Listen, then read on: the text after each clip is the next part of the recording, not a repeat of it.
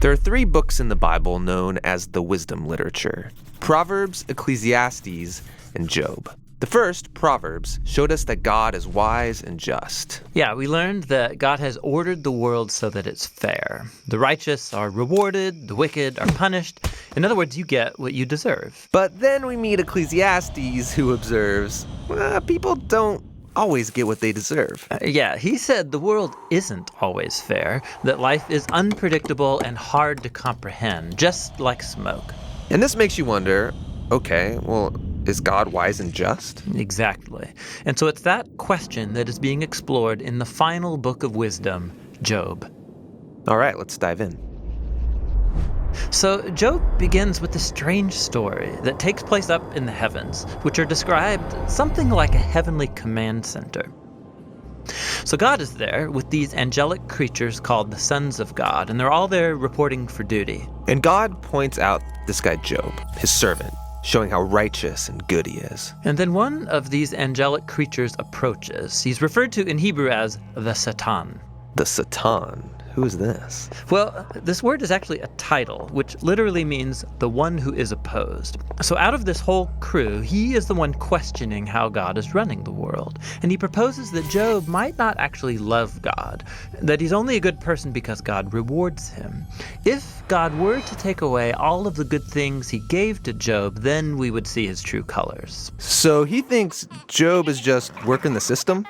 That's exactly right. Maybe he's obeying just to get what he wants. So God agrees to this experiment and allows the Satan to inflict suffering on Job. And Job loses everyone and everything that he cares about. It is devastating. And remember, he deserves none of this. God himself said so. The remarkable thing is that in the midst of all this suffering, Job still praises God. At least for chapters 1 and 2. But then in chapter 3, we find out how he's really feeling inside. He unleashes this poem that reveals this devastation. It's a long, elaborate curse on the day that he was born. After this, some of Job's friends come to visit him to offer their help. And all of them are like, Job, you must have done something horribly wrong to deserve this. After all, we know God is just, and we know the world is ordered by God's justice and fairness, so you must be getting what you deserve. And for the next 34 chapters, the friends and Job go back and forth in very dense Hebrew poetry. His friends keep speculating about why God might have sent such suffering, and they even start making up lists of hypothetical sins that Job must have committed. But after each accusation, Job defends his innocence. And Job is innocent. He is. He's also on an emotional roller coaster. At some moments, he's very confident that God is still wise and just. Yeah, in other moments, he's doubting God's goodness. He even comes to accuse God of being reckless, unfair, and corrupt. So by the end of the dialogue, Job demands that God come and explain himself in person, and God does so.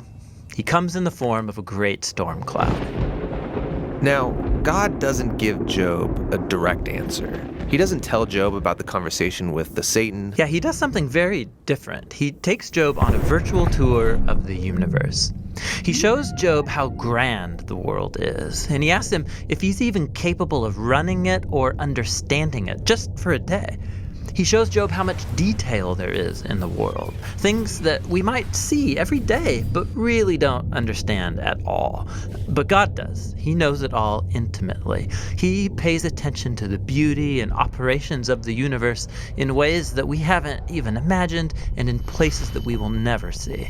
Then to conclude, God shows Job 2 wondrous beasts and brags about how great they are. Yeah, they are dangerous. I mean, they would kill you without even thinking about it.